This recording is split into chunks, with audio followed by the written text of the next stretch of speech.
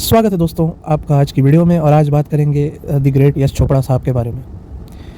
यश चोपड़ा साहब की फ़िल्मों में अक्सर लव स्टोरीज़ होती हैं, उनको ग्रेट डायरेक्टर कहा जाता है। और आप सब कहेंगे ठीक है, देखिए हमने भी अच्छी लगी हैं कुछ मूवीज़ आउटडेटेड हो गई हैं, या हमको यंग लोग कहेंगे इतनी समझ नहीं आई।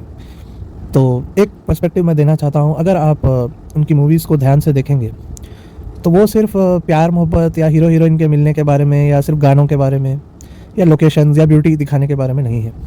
आप ध्यान से देखेंगे, थोड़ा और सोचेंगे वो क्या कहना चाह रहे हैं, तो आपको पता चलेगा। जिस तरह से एक एग्जांपल हम ले सकते हैं, क्रिस्टोफर नोलन जैसे हैं।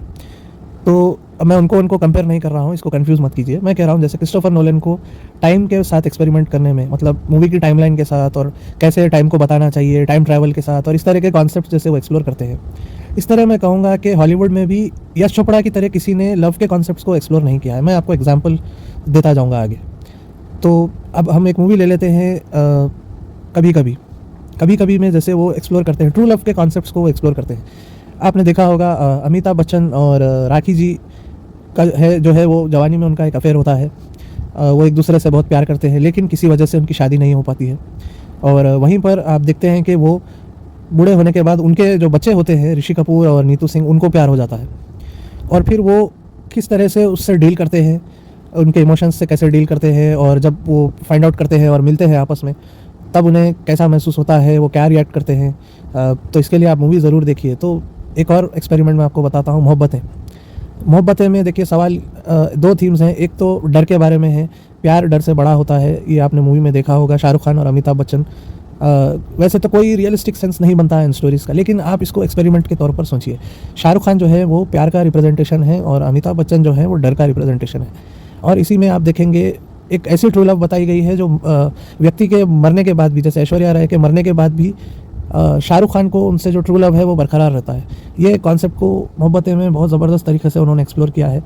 और अब हम ले लेते हैं और एक मूवी सिलसिला में एक और कॉन्सेप्ट है, जिम्मेदारियाँ वर्सेस प्यार। तो अमिताभ बच्चन जी की जिम्मेदारी होती है, जब उनके भाई मर जाते हैं तो वो देखिए अब उस समय की प्रथा के हिसाब से वो उनकी पत्नी से वो शादी कर लेते हैं, लेकिन उनको प्यार होता है रेखा जी से। और बहुत ज़बरदस्त तरीके से फिर उसको एक्सप्लोर किया गया है, उस कॉन्सेप्ट को, कि जिम्मेदारी, एक तरफ जिम्मेदारी है, एक तरफ प्यार है। तो आप ये थीम देख रहे हैं, डर में मोहब्बतें में आपने देखा एक तरफ डर है, एक तरफ प्यार है। अब एक और कॉन्सेप्ट पर हम आते हैं, वीर ज़ारा पर। वीर ज़ारा में आप देखते हैं एक तरफ अपनी देशभक्ति है और एक तरफ प्यार है। जैसे पाकिस्तानी लड़की से शाहरुख खान के किरदार को प्यार हो जाता है, प्रीति जिंटा से। और एक तरफ तो वो एक तरफ आज़ादी है, एक तरफ प्यार है, ऐसे कह सकते हैं। देशभक्ति गलत होगा क्योंकि वो देशभक्त होते हैं। तो एक तरफ आज़ादी है, यानी कि क्या आप अपनी आज़ादी कुर्बान कर सकते हैं प्यार के लिए। वीर ज़ारा में शाहरुख खान ऐसा करते हैं, वो अपनी आज़ादी कुर्बान करके वो कई साल वो जेल में 10-20 साल कुछ जेल में रह जाते हैं, ताकि वो अपने प्यार को बचा सकें। बहुत ही ज़बरदस्त कॉन्सेप्ट है।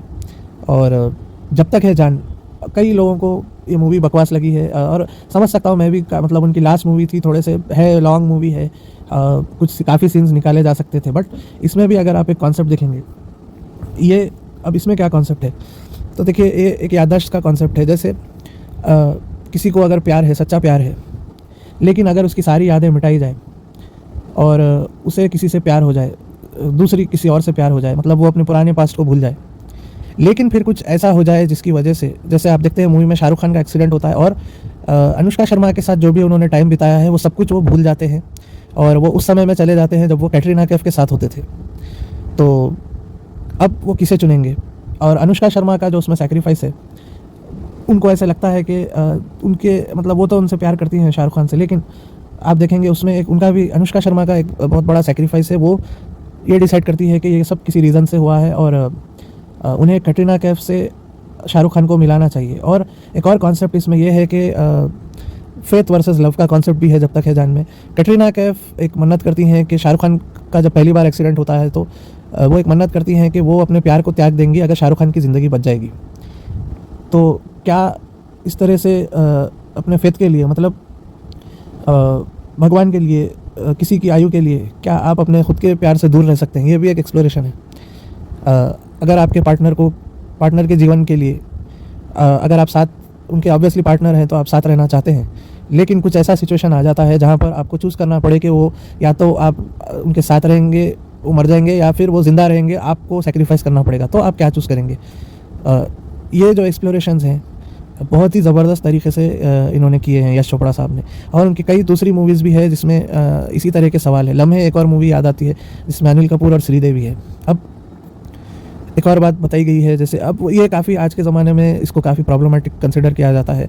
अब देखिए अपना आपका ओपिनियन है, सब मतलब सभी का ओपिनियन है, मुझे भी थोड़ी सी लगती है, लेकिन थोड़ा सा वो कहना क्या चाह रहे थे उनके पर्सपेक्टिव से थोड़ा सा समझते हैं। आप देखेंगे उस मूवी में अनिल कपूर जो है वो श्रीदेवी से प्यार करते हैं, लेकिन श्रीदेवी उनसे प्यार नहीं करती हैं उस मूवी में, और उनकी एक बेटी होती है और श्रीदेवी का देहांत हो जाता है, जिसके चलते बाद में वो बेटी बड़ी होती है और उस बेटी को श्रीदेवी, वो बिल्कुल श्रीदेवी ही लगती है, श्रीदेवी का ही रोल है, तो उनको उस बेटी को फिर अनिल कपूर के किरदार से प्यार हो जाता है। और क्या अनिल कपूर को भी फिर उनसे प्यार होने लगता है, क्योंकि वो लोग फिर साथ में रहने, समय बिताने लगते हैं। अब क्या इस तरह का प्यार एक्सेप्टेबल है, ये भी एक क्वेश्चन है। क्या आपको किसी की छवि से प्यार है, या आपको उससे मतलब अनिल कपूर को कौन सी श्रीदेवी से प्यार है? क्या उनको सच्चा प्यार उस श्रीदेवी से था जिनका देहांत हो गया है, या उनको सच्चा प्यार उस श्रीदेवी से है जो अपनी माँ की छवि है? तो बहुत ही इंटरेस्टिंग एक्सप्लोरेशंस किए हैं उन्होंने। तो कॉन्सेप्ट जो है उनकी मूवीज़ को आप अगर देखना चाहते हैं तो आजकल बहुत ऑब्वियसली अनरियलिस्टिक है, सब चीज़ें अनरियलिस्टिक है, ये सब थॉट एक्सपेरिमेंट्स हैं। तो मेरा कहना ये है कि आप अगर फिर से कभी कोई यश चोपड़ा की मूवी देखें तो उसको ऐसे मत देखें कि क्या इसमें रियलिज़म है, वो जिस तरह से हीरो हीरोइन एक दूसरे से अट्रैक्ट हो रहे हैं क्या वो रियलिस्टिक है? नहीं, वो तो गिवन है।